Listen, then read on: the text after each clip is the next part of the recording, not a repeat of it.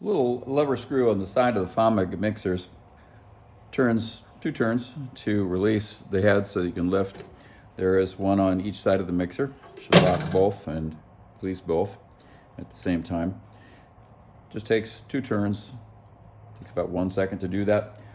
These levers are also resettable for their tight position. When you pull out on the lever, you rotate it.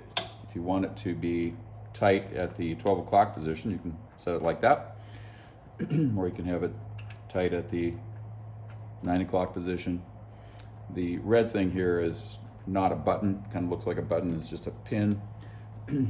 Actually just grab the lever itself, turn it, and then release it. Goes back in to set that lock position wherever you want to have it.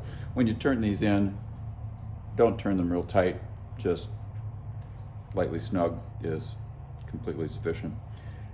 Also, these screws should be greased with a little bit of machine grease periodically, a few times a year, keep them operating smoothly.